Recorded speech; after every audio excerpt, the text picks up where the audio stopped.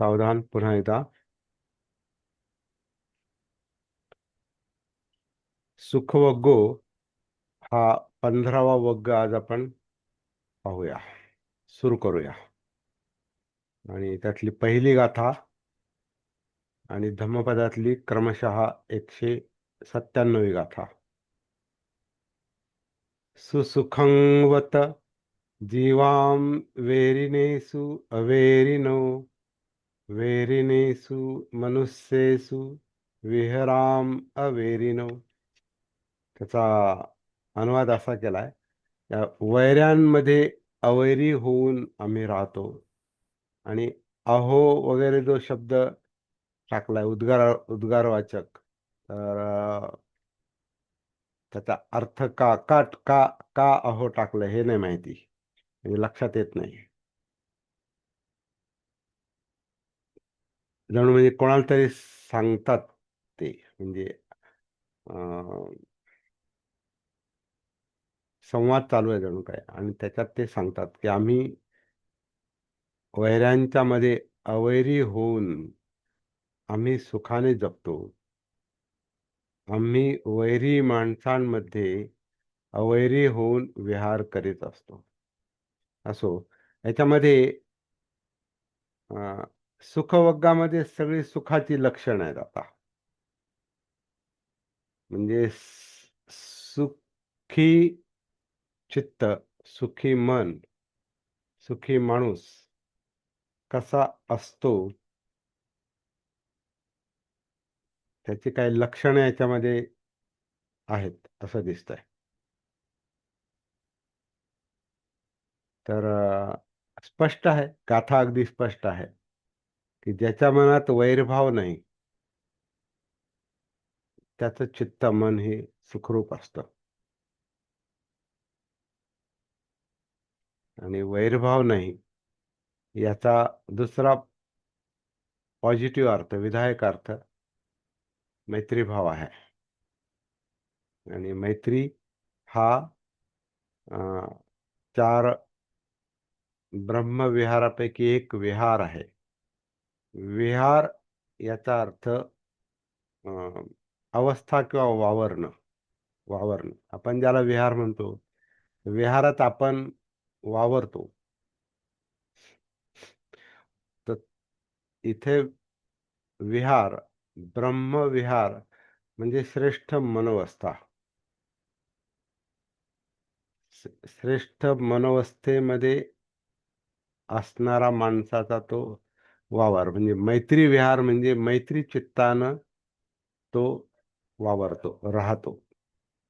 त्याचं मन मैत्रीने भरलेलं आहे, म्हणजे तो मैत्री विहारामध्ये आहे, करुणा विहारामध्ये आहे, मुदिता विहारामध्ये आहे, उपेक्षा विहारामध्ये आहे.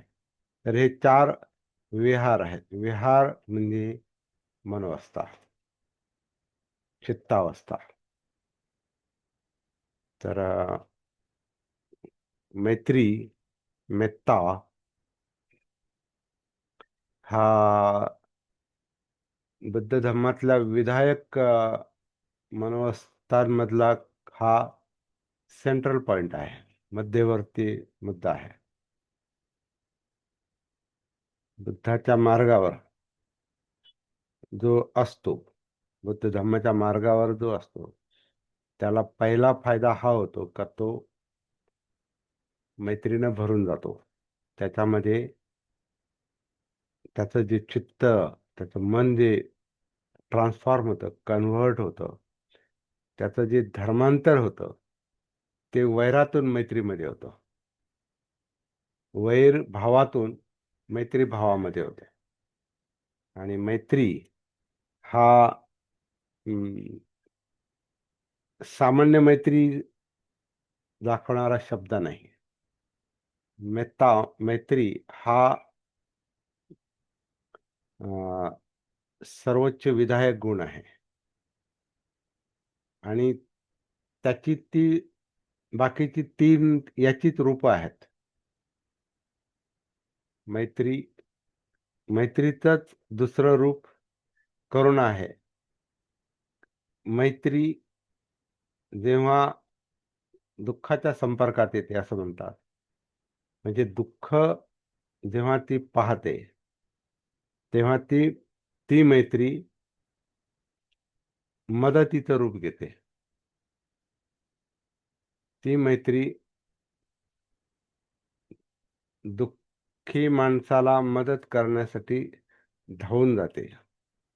ती मैत्री सक्रिय बनते. ती नुसती मनाची अवस्था नाही राहत किंवा नुसतं चिंतन नाही राहत. ते नुसतं चिंतन राहत नाही. जसं सब्बे सत्ता सुखी होंतु किंवा मैत्री, मी फार मैत्रीनं भरलेलो आहे आणि सगळ्यांचं कल्याण हो, मी फार मैत्रीनं भरलेलो आहो, असं अशी घोषणा नसते ती फक्त, किंवा असा नुसता विचार पण नसतो. जेव्हा मैत्री इतरांना इतरांचं दुःख पाहते किंवा त्याचा जेव्हा सामना होतो तेव्हा स्वतःचं दुःख जसं स्वतःला आपल्याला सहन होत नाही आणि आपण लगेच त्या दुःखातून बाहेर पडण्यासाठी प्रयत्न करतो, तसा मैत्री भाव हा इतरांचं दुःख पाहून त्यांना त्याच्यातून बाहेर काढण्यासाठी सक्रिय होतो. सक्रिय होतो म्हणजे फक्त मनातली भावना ती राहत नाही, त्याचं सगळं अस्तित्व म्हणजे सर्वांग,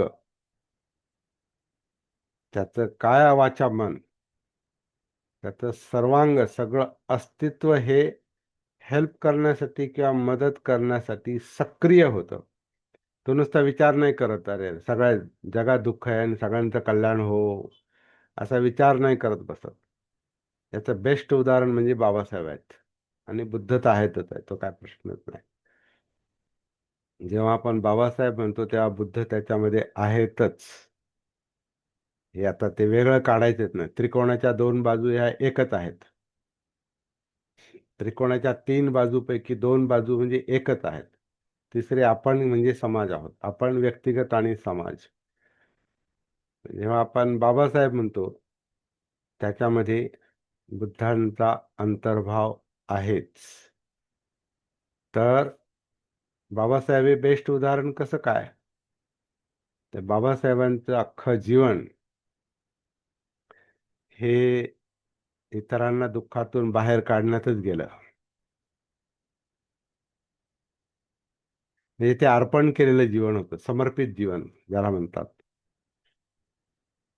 कशाचीच पर्वा नाही आणि कशाची तमा बाळगली नाही. त्याग ज्याला म्हणतात, त्याग, सर्वस्व अर्पण करणं, तर तो संपूर्ण त्याग जो आहे तो ती त्यांच्यातली मैत्री आहे आणि त्यांना अनुभवानं समजलेलं दुःख आहे. अनुभवानं समजलेलं आधी अस्पृश्यांचं दुःख आणि मग नंतर सगळ्या भारताचं दुःख, हिंदुस्थानचं म्हणा फार तर. हिंदुस्थान शब्द इथं चांगला आहे.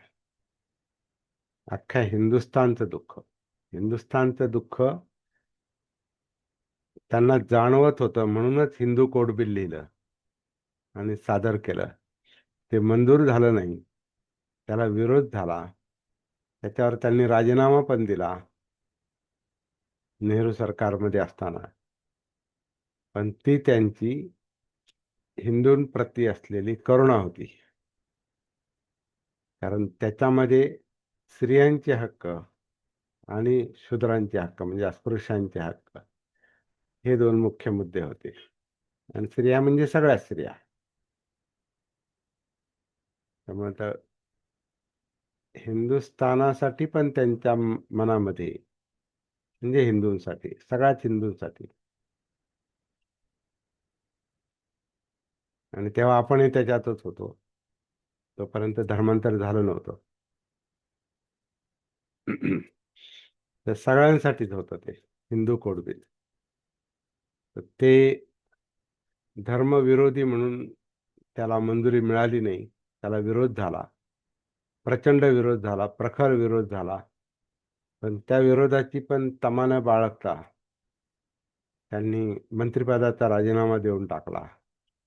आता ते मंजूर झालं, नंतर मंजूर झालं ते वेगळ्या रूपामध्ये.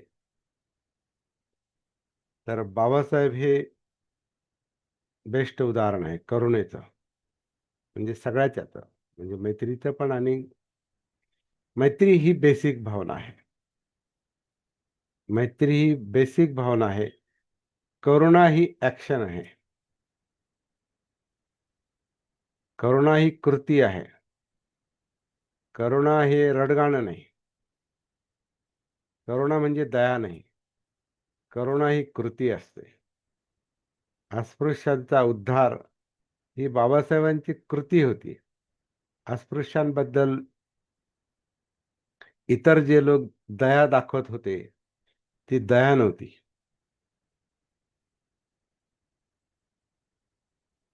हम्म. ते दाईचं प्रेम आणि आईचं प्रेम हा जो फरक करतात,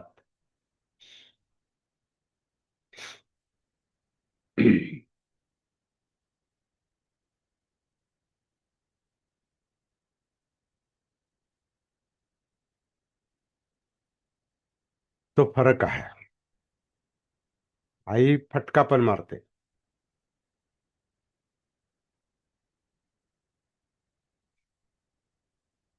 आई फटका पण मारू शकते.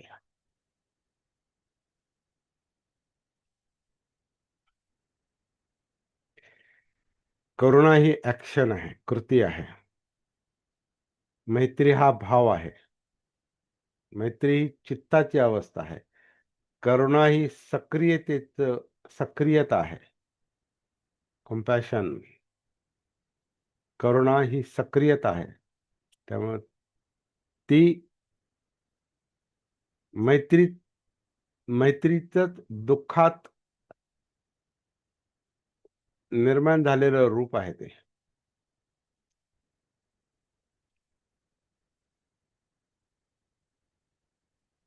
सक्रिय रूप आहे. ऍक्शन, ऍक्शन इन कम्पॅशन असं म्हटलेलं आहे. करुणा म्हणजे ऍक्शन इन कम्पॅशन. करुणेने भरलेली कृती. मैत्रीने दुःखात मैत्रीने भरलेली कृती म्हणजे करुणा. तर ती करुणा काय करते, की ज्याच्यामुळं दुःख होतं त्या दुःखाच्या कारणाचं उच्चाटन करण्यासाठी ती मैत्री करुणेचं रूप घेऊन प्रयत्न करते. ती दया नाही, ऍक्शन आहे. दया दया पुन्हा दयेमध्ये मैत्री पण नसते. दयामध्ये कीव असते. कीव करून प्रश्न सुटत नाही. प्रसंगी ज्याला त्रास होतो, ज्याला दुःख होतं, त्याला सुद्धा जागृत करून सतीमध्ये आणून जो दुःख भोगतो त्याला पण सक्रिय करावं लागतं. आणि तेच मुख्य काम असतं, की त्यानं स्वतः प्रयत्न करून त्याच्यातून बाहेर पडायचे. नुसता मदतीचा हात म्हणजे काहीतरी देणं. काय काय म्हणतात आता, काही लोक दयेपोटी पैसे देतात, नाही का, दान देतात म्हणजे पैसे देतात, या दुसरं काही कपडे देतात गरिबांना. आणि विशेषतः कंपॅशन ही गरिबांना जास्त दाखवली जाते, आणि ती दया असते ऍक्च्युली. करुणा म्हणजे दया नाही. ती नुसती भौतिक दान नाही देणार, आमिष दान देणार नाही. हा, हे घ्या पैसे आणि हे घ्या.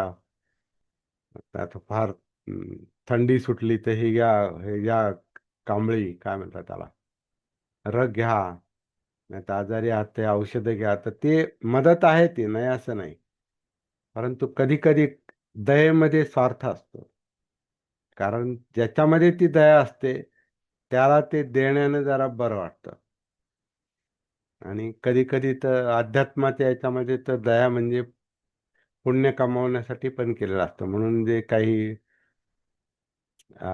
धार्मिक चॅरिटेबल ट्रस्ट असतात ना, त्या गोरगरिबांना गरिबीतून बाहेर नाही काढत, त्या गोरगरिबांना दया दाखवून त्यांना मदत करतात. तर ते वाईट नाही, परंतु गरिबी त्याने जाणार का? का फुंकर घालण्याचं काम आहे. फुंकर करुणा कधी फुंकर नाही घालत. करुणा फटका पण देऊ शकते. जसे बाबासाहेबांचे शब्द, आईच्या गर्भातच कामेला नाहीत. याच या भूमीवरचं या जगातलं दुःख वाढवण्यासाठी आईच्या गर्भात कामेला नाहीत, किंवा एवढं दुःख अं, तुमची मुलं एवढी दुःख यातना सहन करतात, तर तुम्ही आम्हाला जन्म का दिला, असं आयांना पण सांगितलं. आयांना पण ते बोलले. तरी करुणा आहे. आणि जाग केलं. जागृती हा जागृतीशिवाय करुणा नाही. कारण जागृती ही स्पष्ट पाहते. जागृती ही दुःख पाहते, दुःखाचं कारण पाहते, त्याचं निवारण कसं होईल ते पाहते, आणि मुक्ती पण पाहते. मुक्ती लक्षात येते जागृतीला. आणि दयेमध्ये झापड पण असू शकते माणसाच्या. कारण दया ही सहन होत नाही. करुणेमध्ये दुःख सहन होत नाही, परंतु मी नुसतं मला सहन होत नाही म्हणून मी काहीतरी तात्पुरती मदत करील, आणि तात्पुरती काय म्हणतात मलमपट्टी करील, तसं नाही ते. त्याच्यातून बाहेर काढण्यासाठी केलेली कृती असते ती. तर कृती म्हणजे करुणा काय आहे? हे मैत्रीचं रूप. मैत्री प्लस दुःख. मैत्री अधिक दुःख बरोबर करुणा. मैत्री अधिक आनंद म्हणजे मुदिता. म्हणजे समजा दुःखी माणसाला दुःखातून बाहेर काढल्यानंतर जो आनंद होतो, तो मुदिता आहे. म्हणजे इतरांच्या आनंदात आनंद मानणे. तर कधी कधी इतरांना दुःखातून बाहेर काढलं का मग ती उपकाराची जाणीव करून द्यायची. माझ्यामुळे झालं, मी केलं, मग त्याची जाहिरात.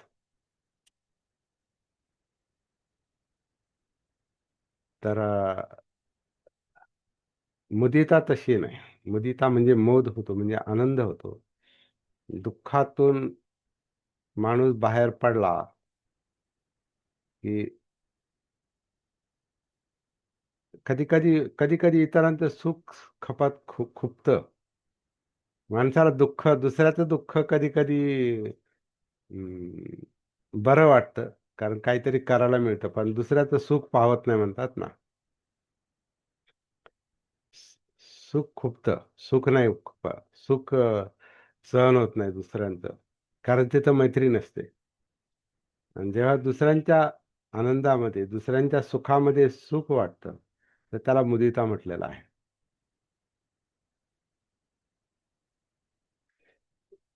आणि मैत्री जेव्हा करुणा दाखवते, तिला मुदिता होते, मोद होतो, इतरांच्या सुखानं सुख मिळतं, तिथं ती मैत्री अहंकारी नसते. हा माझ्यामुळे हे झालं, माझ्यामुळे झालं असं ती म्हणत नाही. तिला उपेक्षा म्हणतात. तर मैत्री अधिक काय म्हणूया, अनात्म, म्हणजे ज्याच्यात मी नाही. तर मैत्री वजा मी म्हणजे उपेक्षा. मैत्री अधिक दुःख म्हणजे करुणा. मैत्री अधिक सुख म्हणजे मुदिता. मैत्री वजा मी मीपणा, अहंकार म्हणजे उपेक्षा, उपेक्षा, अनात्म. तर आता ह्या ज्या विधायक भावना आहेत, ब्रह्म, ब्रह्म म्हणजे श्रेष्ठ. ब्रह्म म्हणजे ब्राह्मणातला ब्रह्म नाही, किंवा ब्रह्मा विष्णू महेशातला ब्रह्म नाही. ब्रह्म म्हणजे श्रेष्ठ अशा अर्थानं तो शब्द आहे. उच्च अवस्था. ही मैत्री ही चित्ताची उच्च अवस्था आहे, उच्च विधायक अवस्था आहे.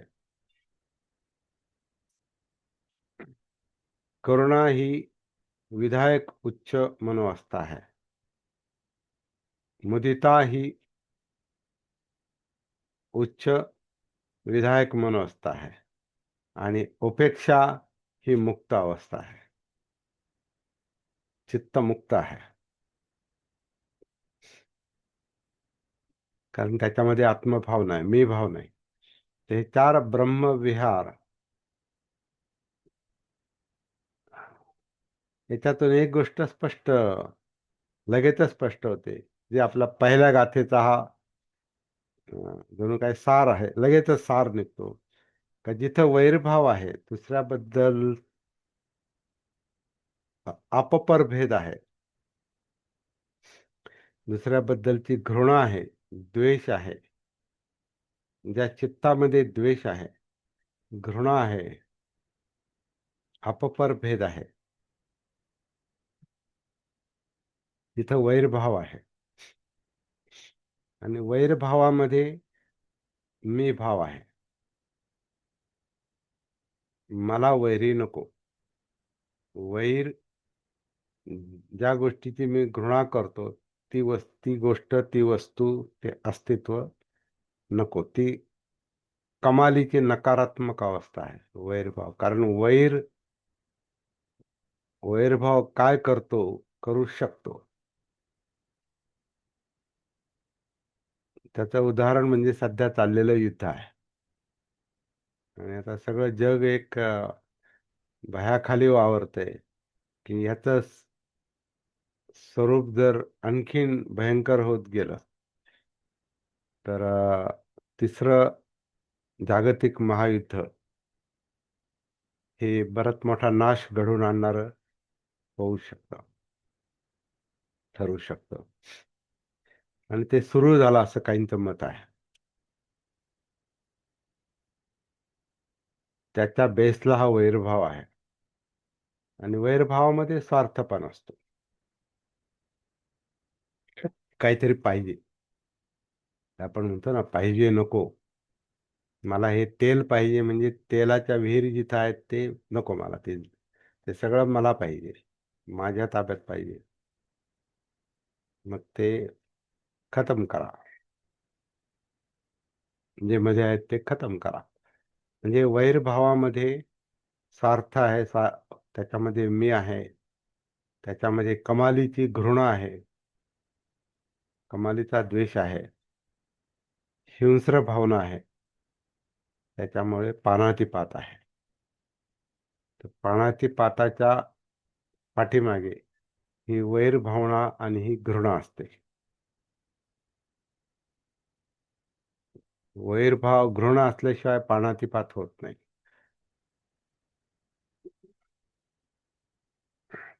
स्वार्थ असतो, घृणा असते.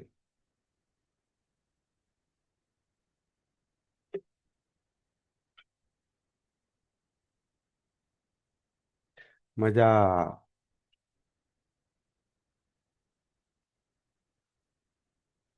ख्रिस्ती साडूला मी म्हटलो, हे एवढे एवढे मटण का खाता तुम्ही? ते म्हणे, मग ह्या प्राण्यांचा दुसरा उपयोग काय? देवानं हे प्राणी खाण्यासाठीच निर्माण केलेले आहेत.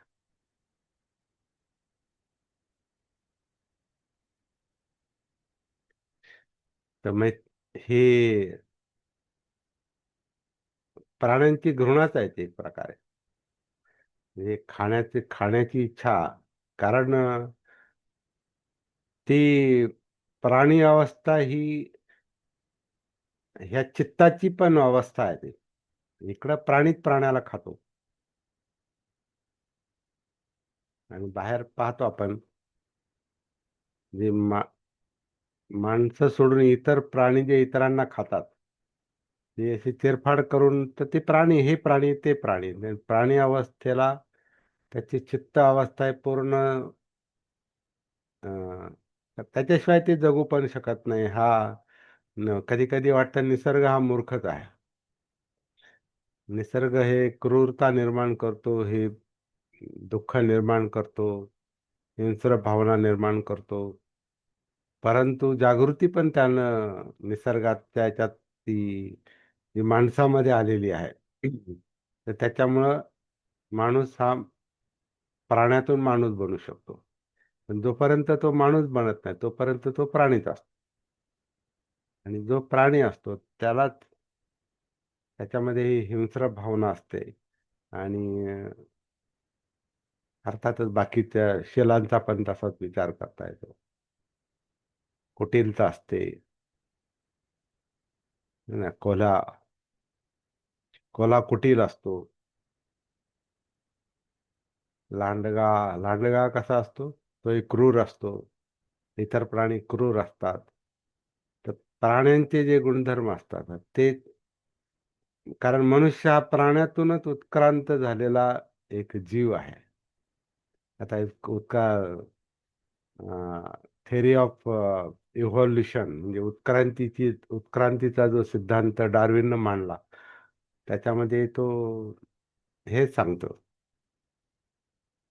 का इतर प्राणी म्हणजे एकपेशीय प्राणी उत्क्रांत होत होत बहुपेशीय प्राणी झाले, आणि बहुपेशीय प्राण्यांमधून काही अ, जो एक अ,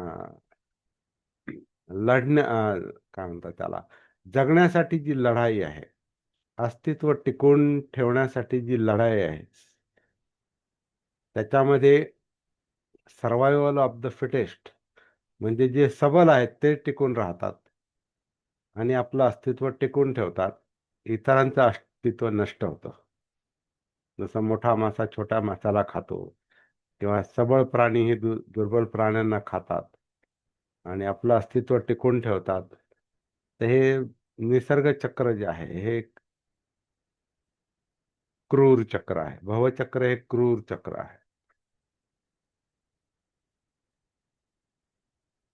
त्याच्यामध्ये इतरांचा संहार करूनच स्वतःचा उद्धार करण्याचं हे आहे. म्हणजे जोपर्यंत माणूस अवस्था आली नाही, आणि माणसाला रानटी माणूस जो होता तो जनावरासारखा त्याला जगावं लागायचं. कारण ती अवस्थाच तशी होती, ती चित्तावस्थाच तशी होती. त्याच्यामुळे तो मेंदू, ते विचार त्याच्या पलीकडे जाऊ शकले नाही, म्हणून माणसानं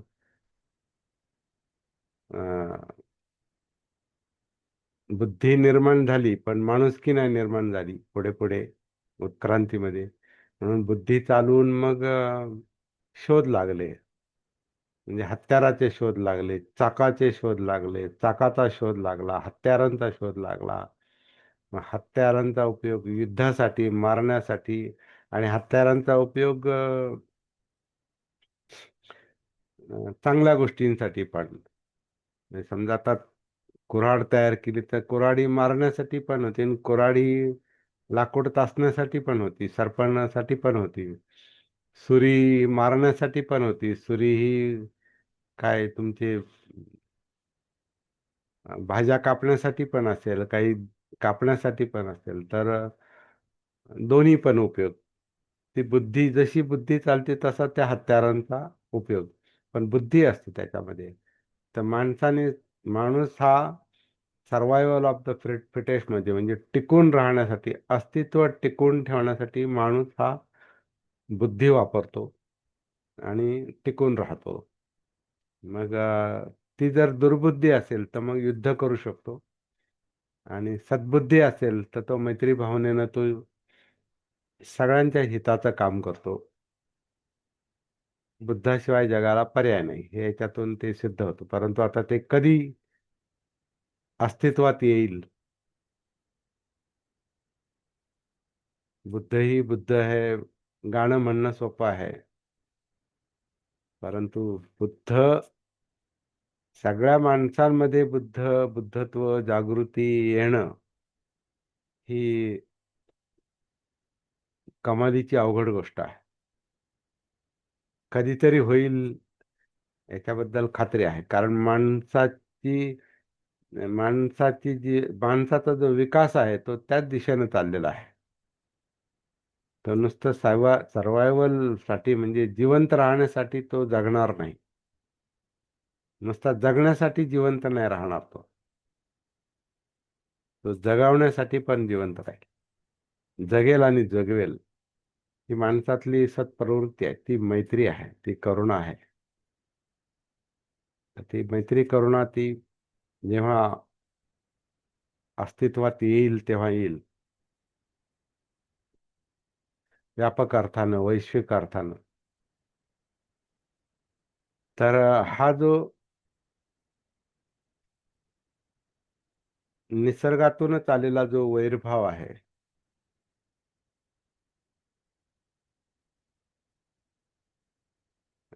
चर्चेच्या ओघात काही मुद्दे जर मागे पडलेत आपले, समजा इकडे तिकडे गेले, तर शेवटी चर्चेमध्ये ते पुन्हा उपस्थित करा.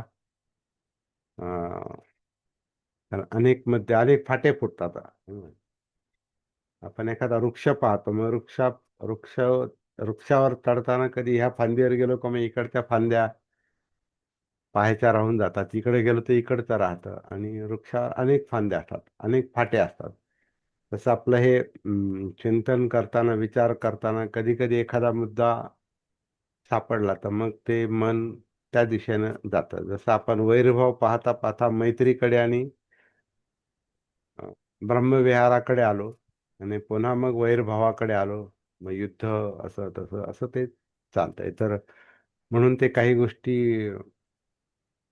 नोट डाऊन करायच्या आणि त्याच्यावर चर्चा करायची. तर निसर्गानं निसर्गातून आलेला हा वैरभाव जो आहे ना, हा वैरभाव कमी करणं हे अं, त्या ज्याच्यात वैरभाव आहे त्याच्या हिताचं आहे. याच्यामध्ये ती द्वेष भावना आहे, कमालीची द्वेष भावना आहे. वैरभाव म्हणजे टोकाची, कारण वैरभाव म्हणजे नष्ट करणेच आहे. तो नुसता साधारण द्वेष नाही, तो कमालीचा द्वेष आहे. ती विध्वंसक भावना आहे, वैरभाव. आणि त्याच्यामध्ये अर्थातच भान नसलेली अवस्था आहे. कारण त्याचे दुष्परिणाम लक्षात येत नाहीत. भानच नाही, कळतच नाही ना. म्हणून ती प्राण्यांसारखीच अवस्था आहे, इतर प्राण्यांसारखी, मनुष्य प्राण्यांच्या पलीकडे.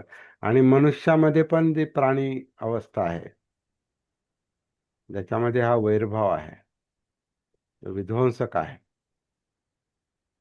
तर जेव्हा आपल्याला आपलं भान येतं, सती येते, जागृती येते, आणि आपली कृती कळते, वाचिक कृती, कायिक कृती, आपल्या जाणीवा कळतात, आपलं चित्त कळतं, त्या चित्तातला हा वैरभाव कळतो, आणि मैत्रीभाव पण कळतो. त्याला धरून चाललेले विचार कळतात, त्याच्यानुसार झालेली कृती कळते. या सगळ्याचं जर भान असेल तर मग खरा माणूस खरा माणूस बुद्धाच्या रूपाने उदयास येतो. बुद्धोत्पाद, सुखो बुद्धानं उत्पादो, आपण पाहिलं, बुद्धांचा उत्पाद होतो तिथे. तर जागृतीमुळे. माईक बंद करा.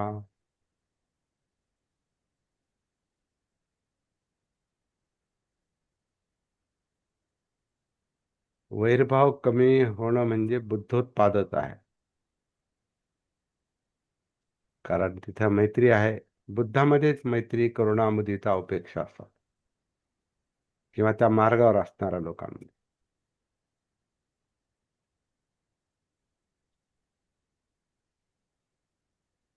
तरी पहिली गाथा असं सांगते की जगामध्ये वैर चालू आहे, त्याच्यामध्ये आम्ही अवैरी म्हणून, म्हणजे आम्ही वैरभाव ठेवत नाही असं त्या मार्गावर असलेलं कुणीतरी म्हणतंय. ती गाथा आलेली अर्थात हे बुद्धांनी लिहिलेली म्हटलेली गाथा नाही नक्कीच. कारण बुद्ध असं ते सांगत बसणार नाही. जग फार वैरानं भरलंय, मी वैरी नाही, म्हणजे माझ्या मनात वैरभाव नाही, हे सांगायची गरजच नाही. पण तो कुठला तरी संवाद आहे तर गाथेच्या रूपानं आलेला आहे. अर्थ चांगला आहे त्याचा, पण हे बुद्धांचं वचन नाही असू शकत. म्हणजे आम्ही आम्ही वैर ठेवत नाही आणि जगात वैर चाललेला आहे असा तो आणि मी, इतर आणि आपण, असं भिन्नता ती मनामध्ये नसते. वैरभाव, जगातला वैरभाव, हिंस्र भाव, पाणातिपात, याचं रूपांतर कसं होईल, धर्मांतर कसं होईल, हे बुद्ध पाहतात. आणि त्याच्यासाठी ते करुणेने प्रयत्न करतात. ते सांगत बसत नाही आम्ही किती मोठे आहोत आणि आम्ही किती उच्च आहोत. तो मी भाव झाला. मैत्री वजा मी असेल तर ती उपेक्षा आहे, आणि मैत्रीत मी असेल तर ती मग दया होऊ शकते, किंवा करुणेत मी असेल तर ती दया होऊ शकते. मैत्रीत मी असेल तर उपकाराची भाषा होऊ शकते. करुणेत मी असेल तर ती दया बनू शकते. मुदितेत मी असेल तर ते, म्हणजे खोटं हसणं किंवा खोटा आनंद, तर ते ढोंग पण असू शकतं. आणि उपेक्षा म्हणजे निराशा नाही. उपेक्षेमध्ये मी असेल तर तो तर निराश निराश होतो. कारण उपेक्षेचा अर्थ बरेच लोक निराशा करतात. उपेक्षा म्हणजे निराशा नाही. उपेक्षेमध्ये अनात्मा आहे, म्हणजे तिथं मी भाव नाही, सत्काय दृष्टी नाही. मुळात आपलं जीवन हेच अनात्मा आहे. जीवन म्हणजे संस्कारित अस्तित्व, ते अनात्मा आहे. असं म्हणजे आता अनेक तात्विक मुद्दे या वैरभावाच्या निमित्तानं निर्माण होतात. कारण हा एक शब्द आहे फक्त, परंतु वैरभाव, वैरभावातली क्रूरता, वैरभावातला स्वार्थ, वैरभावातला मीपणा, वैरभावामधली स्पर्धा, वैरभावात असलेलं युद्ध,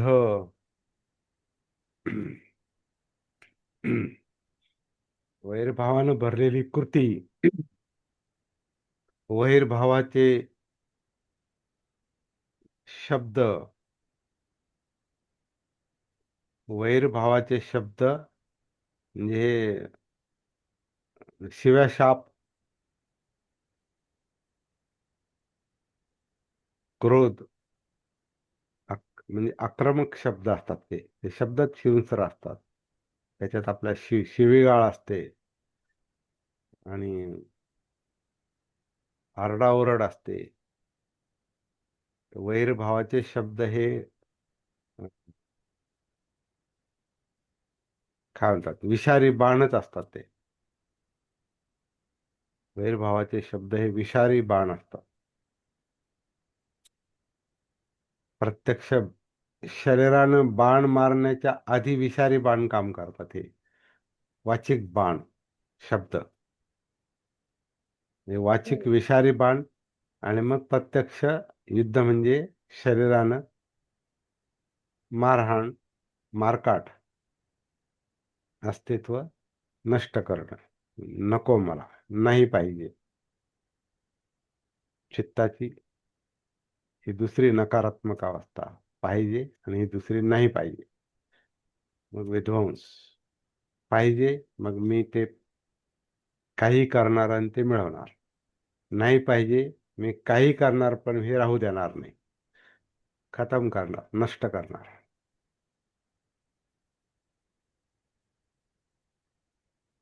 तर जिथं हे सगळं संपुष्टात येतं, वैरभाव जिथं संपुष्टात येतो, जिथे हे मैत्री करुणा असते, मतिता असते आणि अनात्म भाव असतो.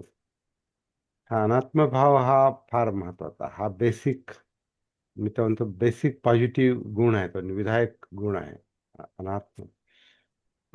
आणि त्याचा आपण सती साधनेमध्ये आपण त्याला पण फार हम्म, महत्व देतो. जसं आपण मी श्वास घेत नाही, मी सोडत नाही, तर त्या श्वासाच्या पातळीवरच आपण हा उपेक्षेचा मैत्रीभाव, मैत्री आहे ती एक समजून घेणे स्वतःला, की मी निष्कारणच मीला धरून जो जी वकवक चाललेली असते, जी आसक्ती असते, आणि वैरभाव पण त्याच्यातून येतो, कारण मी आहे म्हणूनच लोभ आणि द्वेष आहे. त्याचंच नाव मी आहे. मी म्हणजे धारणा आहे, मी म्हणजे तृष्णात आहे, मी म्हणजे पकड आहे. मी ध्यान करतो त्याच्यावर, मला हे पाहिजे, मला हे नको. बुद्धाने हे सिद्धार्थ गौतमांनी ते सोडून मग बुद्धत्वाकडे जे आले ते जागृतीमुळे. हे सगळं हे पाहिजे नकोचा संघर्ष आहे सगळा, म्हणजे तृष्णेचा संघर्ष आहे. तृष्णा हे दुःखाचं मूळ आहे. अविद्या हे तृष्णेचं कारण आहे. म्हणजे अविद्येमुळे दुःख ही ते समुत्पाद 12 कड्या ज्या आहेत त्या अशा प्रकारे काम करतात. तर भान आल्यानंतर आपल्याला हा अनात्मबोध होतो. सतीमुळे अनात्मबोध होतो. अनात्मबोधामुळं आपण आणखीन आपली सती खोलात शिरते. नाहीतर श्वासामध्येच आपण आत्मभाव पाहिला, मी घेतो, मी सोडतो, मग मोठा घेईल, छोटा घेईल, मग तिथं ते ध्यान करत बसेल. नाही. जसा श्वास चालू आहे, आन अपान, जसा आहे तसा पाहणं, तर ती अनापान होते. काया करते म्हणून त्याच्यातून काया अनुसती. मग काया जिवंत आहे, जाणीव आहे वेदना, त्याच्यात सुखदुःख दिसतात सतीला. वेदनानुसतीमध्ये सुखदुःख दिसतात.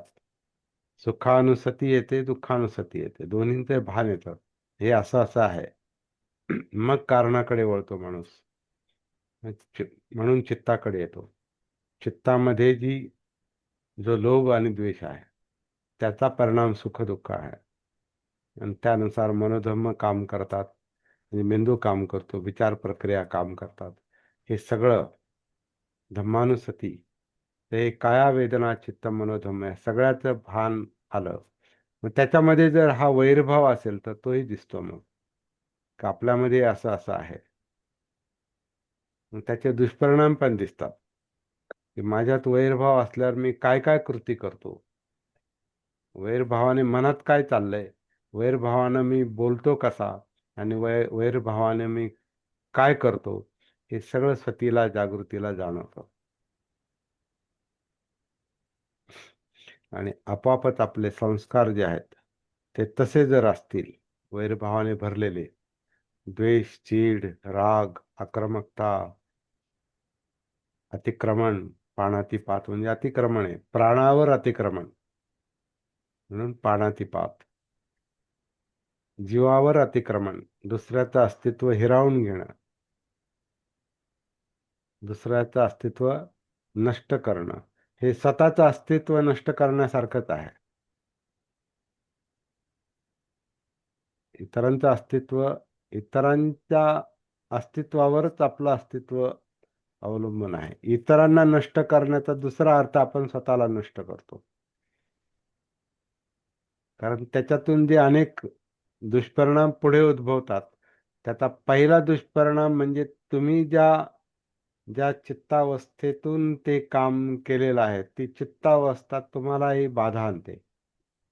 ज्याच्यात ते चित्त तसं आहे त्याच्यात ते अनेक दुष्परिणाम त्याच्या त्याच्याच शरीरावर होतात, त्याच्याच मनावर होतात. ज्याच्यात वैरभाव आहे, घात नंतर करील तो. अतिपात पानातिपात नंतर करेल, पहिला अतिपात तर त्याच्या स्वतःवर होतो. पहिलं अस्तित्व त्याचं स्वतःच विचलित होतं. म्हणून रागीट माणसाचा चेहरा पहा, त्याच्यातून काहीच प्रेरणा नाही मिळत. एखाद्या खलनायकाचा चेहरा पहा, खलनायकावर कधी आपण प्रेम नाही करत, किंवा खलनायकाबद्दल आपल्याला कधी आत्मीयता वाटत नाही.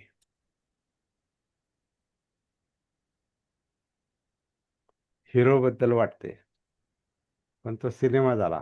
प्रत्यक्षात ते पहा, बाबासाहेबांच्या चेहऱ्याकडे पाहिलं कधीच राग येत नाही, येणारच नाही.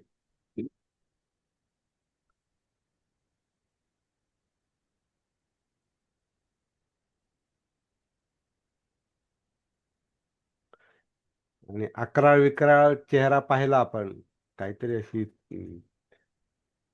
तलवार उगारली न चेहरा अकराळ विकराळ आहे, तर त्याच्यातून आपल्यातही ती भावना निर्माण होऊ शकते, जर आपण भानावर नसू तर.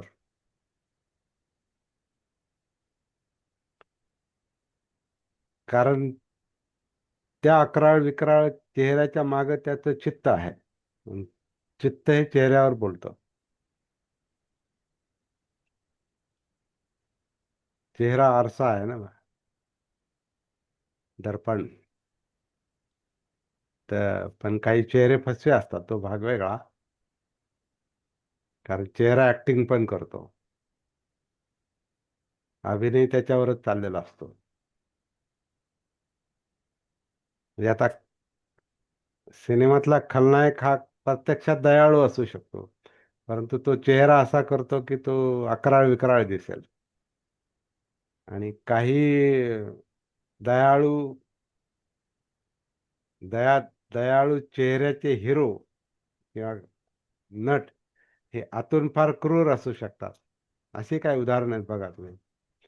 आतून ते क्रूर असतात, परंतु चेहरा त्यांचा फार दयाळू मायाळू दिसतो, किंवा तसे शब्द ते बोलतात, तसा चेहरा ते करतात. प्रत्यक्षात ते फार क्रूर असू शकतात. म्हणून चेहरा हा आरसा जरी असला तर तो फसवा आरसा पण आहे. कारण त्याच्यामध्ये ऍक्टिंग, आणि ऍक्टिंग म्हणजे अभिनय म्हणजे खोटं खोटं करणं. तर त्याच्यात मुसावादा चेहरा, म्हणजे आपण म्हणतो ना, चेहऱ्यावर जाऊ नका एखाद्याच्या, तसं पण आहे. परंतु सगळा चेहरा फसवू शकत नाही. एखाद्याच्या चेहऱ्यावरची एखादी लकीर सुद्धा काहीतरी सांगून जाते. एखादी चेहऱ्यावरची छटा काहीतरी वेगळं सांगून जाते. असो म्हणजे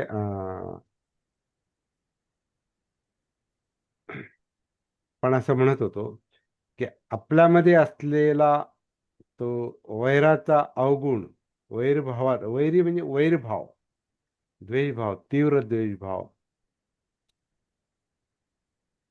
तर तो आपल्यावर पण परिणाम करतो.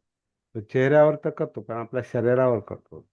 म्हणून रागीट माणसाला घाम येतो, रागीट माणसाचं रक्ताभिसरण वाढतं, आणि मग त्याचं ते बाकी पुढे त्याचे high BP, hyper tension, attack, हे ते ते पुढचे परिणाम त्याचे दिसतातच. म्हणजे हा वैरभाव, हा द्वेषभाव, हा माणसाच्या संपूर्ण अस्तित्वावर परिणाम करतो, हाडामासावर परिणाम करतो. ब्लड प्रेशर, शुगर वगैरे, किंवा बाकीचे स्पॉन्डायलिसिस, किंवा ब्रेन स्ट्रोक, किंवा काही जे असे आजार आहेत, हे सगळे ह्या नकारात्मक भावनेवरच आधारलेले आहेत जास्त करून. पण त्याचं भान नाही, हे त्याचं कारण आहे. म्हणून सती हे सगळ्यावरचं औषध आहे, जागृती हे सगळ्यावरचं औषध आहे. हा वैरी असणं, लोभ असणं किंवा द्वेष असणं, तसं चित्त असणं, हा माणसाचा व्यक्तिगत दोष नाही. कारण चित्त काय आपण निर्माण केलेलं नाही. जसं आपण श्वास घेत नाही, सोडत नाही, आपलं अस्तित्व आपण स्वतःहून जन्म घेतला नाही, आणि आपल्यातल्या तृष्णेनं जन्म घेतला, ते तृष्णेनं भरलेलं चित्त, हा जसा आपला दोष नाही, ते तसंच आहे. पण सती जागृती जी आहे, ती आपल्याला माणसाला मिळालेली जी नैसर्गिक देणगी आहे, त्याच्यातून ते चित्त, त्यातला लोभ द्वेष, त्यातला वैरभाव काय असेल ते सगळ्याचं धर्मांतर होतं. धर्म म्हणजे धम्म, धम्म म्हणजे सत्य, वास्तव. अधम्माचं रूपांतर, आता हे वैरभाव, वैरभाव किंवा लोभ द्वेष, वैरभाव, आक्रमकता, हे अधम्म आहेत. आणि मैत्री, करुणा, मुदिता, उपेक्षा हे सद्धम्म आहेत.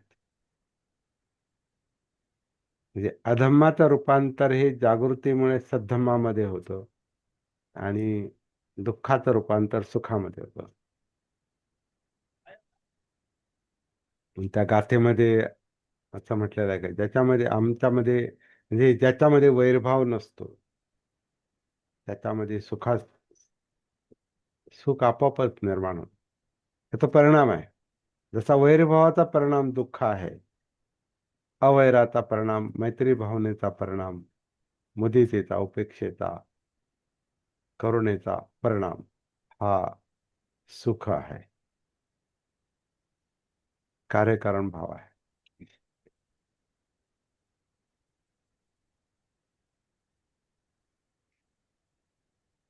मला वाटतं याच्यापेक्षा जास्त काही आज बोलण्याची आवश्यकता नाही. तुमच्या मनात काही येत असेल तर सांगा. बोला, बोला, कंटिन्यू.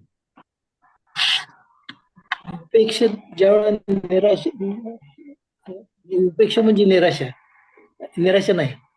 उपेक्षा ज्यावेळेला म्हणजे त्यात मी येतो त्यावेळेला निराशा, हा मी येतो त्यावेळेला निराशा होते. हा उपेक्षेत मी येतो त्यावेळेला निराशा होते. तिथं निराशा आणि आहे. उपेक्षित मूळ म्हणजे अनात्मा आहे उपेक्षा, हम्म. असंच की. हा, उपेक्षा म्हणजे अनात्मा, हा. तेच समजलं. अनात्म भावच आहे तो. हा,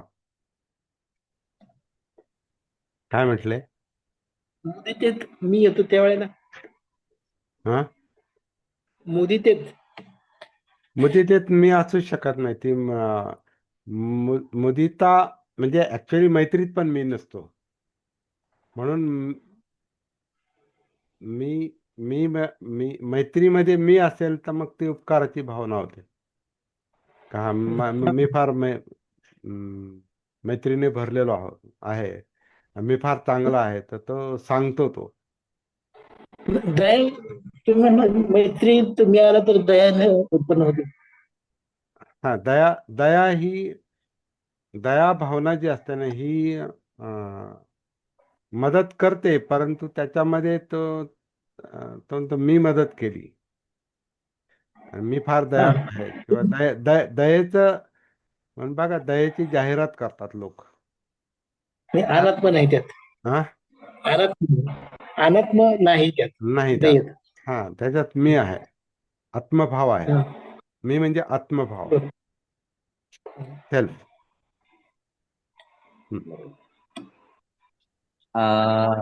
no no no, recording recording होते.